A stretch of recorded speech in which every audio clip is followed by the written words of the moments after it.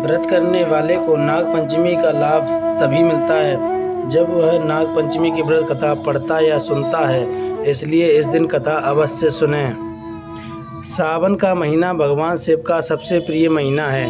भगवान शिव के गले में सदैव नाग देवता लिपटे रहते हैं और भगवान शिव को नाग अत्यंत प्रिय हैं। नाग पंचमी के दिन विधि विधान से पूजा के दौरान नाग पंचमी की कथा का भी पाठ अवश्य करें। आइए आपको बताते हैं नाग पंचमी क्यों मनाई जाती है, इसका रहस्य इस व्रत कथा से जुड़ा। आइए आपको बताते हैं क्या है वह कथा। नाग पंचमी के दिन इस कथा का करें पाठ। प्राचीन समय में एक सेठ के 7 बेटे थे। सबसे छोटे बेटे की पत्नी एक बुद्धिमान और सज्जन चरित्र वाली व्यक्ति थी, लेकिन उसका कोई भाई नहीं था। एक दिन बड़ी बहू ने घर लीपने के लिए पीली मिट्टी लाने के लिए सभी बहुओं को अपने साथ चलने को कहा, तो सभी टोकरियां और कुदाल लेकर मिट्टी खोदने लगीं। तभी वहां एक सांप था, जिसे बड़ी बहू ने देखते ही खुरपी से पीटना शुरू कर दिया। जब छोटी बहू ने यह सब देखा तो बड़ी बहू को रोक दिया और कहा, इसे मत मारो। तब छोटी बहू ने उससे कहा, हम अभी वापस आती हूँ, तुम यहाँ से जाना मत। यह कहकर वह मिट्टी लेकर सबके साथ घर चली गई और वहाँ काम में फंसकर सांप से किया हुआ वादा भूल गई।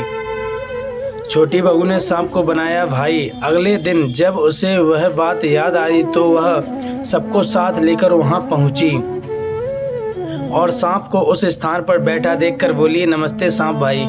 सांप ने कहा, तुमने भैया कहा है इसलिए मैं तुम्हें छोड़ देता हूँ, नहीं तो झूठ बोलने के कारण मैं तुम्हें अभी डस लेता। वह बोली, भैया मुझसे गलती हो गई, मैं उसके लिए माफ़ी मांगती हूँ। तब सांप बोला, अच्छा आज से तुम मेरी बहन हो और मैं तुम्हारा भाई हूँ। सांप ने किया मनुष्य का रूप धारण। कुछ दिनों के बाद सांप मनुष्य का रूप धारण करके उसके घर आया और बोला, मेरी बहन को भेजो। सबने कहा कि इसका कोई भाई नहीं है, तो उसने कहा, मैं दूर के रिश्ते में इसका भाई हूँ, बचपन में ही बाहर चला गया था। उसके समझाने पर घर के लोगों ने छोटी को उसके साथ भेज दिया।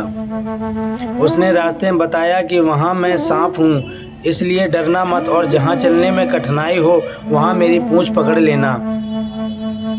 उसने पैसा ही किया जैसा कहा गया था और इस तरह वह उसके घर पहुंच गई। वह वहां की धन संपदा और ऐश्वर्य देखकर आश्चर्यचकित रह गई। सांप की मां को आया क्रोध।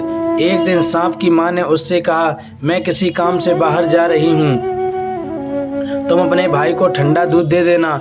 उसने इस पर ध्यान नहीं दिया और उसे गर्म दूध पिला दिया, जिसमें उसका चेहरा बुरी तरह जल गया। यह देखकर सांप की मां बहुत क्रोधित हुई, परंतु सांप के समझाने पर वह चुप हो गई। बहन को आभूषण देकर भेजा। तब सर्प ने कहा कि बहन को अब उसके घर भेज देना चाहिए। तब सांप और उसके पिता ने उसे बहुत सा सोना चांदी जवाहरात वस्त्र और आभूषण देकर उसके घर भेज दिया। इतना सारा धन देखकर बड़ी बहू ने ईर्ष्या से कहा, भाई तो बहुत धनवान है, तुम्हें उससे और भी धन लाना चाहिए। जब सांप ने यह प्रतिज्ञा सुनी तो उसने सोने की सब वस्तुएं लाकर दे दी। यह देखकर बड़ी बहू ने कहा, इन्हें झाड़ने की झाड़ू भी सोने की होनी चाहिए।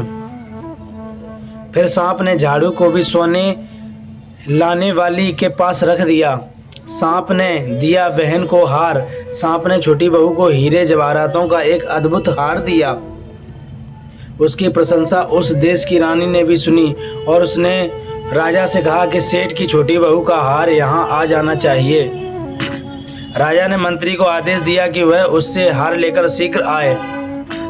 मंत्री ने सेठ जी के पास जाकर कहा कि महारानी छोटी बहू का हार पहनेंगे, उससे लेकर मुझे दे दो। डर के मारे सेठ जी ने छोटी बहू से हार मांगकर उसे दे दिया।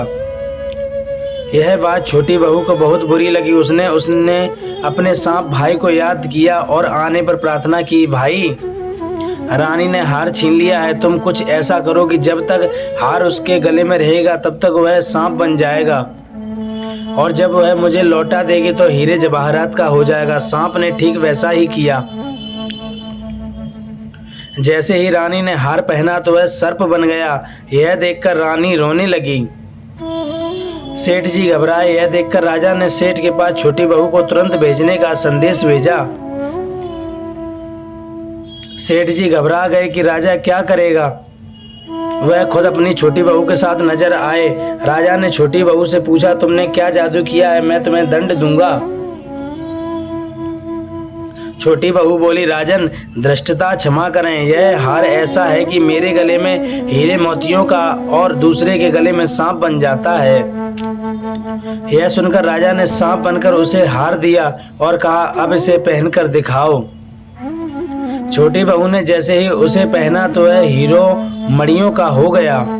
बड़ी बहू को हुई ईर्ष्या। यह देखकर राजा को उसकी बात पर विश्वास हो गया और उसने प्रसन्न होकर उसे बहुत सी मुद्राएं इनाम में दे दी। वह अपना हार और इन्हें लेकर घर लौट आई। उसके धन को देखकर बड़ी बहू ने ईर्ष्या से उसके पति को समझाया कि छोटी बहू के पास कहीं से धन आया है। यह सुनकर उसके पति ने अपनी पत्नी को बुलाया और कहा, ठीक ठीक बताओ कि तुम्हें यह धन कौन देता है। फिर उसे सांप की याद आने लगी। अंत में क्या हुआ, इसलिए मनाया जाता है नाग पंचमी का पर्व। तभी उसी समय सर्प ने प्रकट होकर कहा, यदि मेरे धर्म बहन के आचरण पर संदेह होगा तो मैं उसे खा लूंगा। यह सुनकर छोटी बहू का पति बहुत प्रसन्न हुआ और उसने नाग देवता का आदर सत्कार किया। उसी दिन से नाग पंचमी का त्योहार मनाया जाता है। आप हमारे चैनल को सब्सक्राइब करें, बेल आइकन का बटन दबाएं और ज्यादा से ज्यादा शेयर करें। जय हो नागेश्वर भगवान की।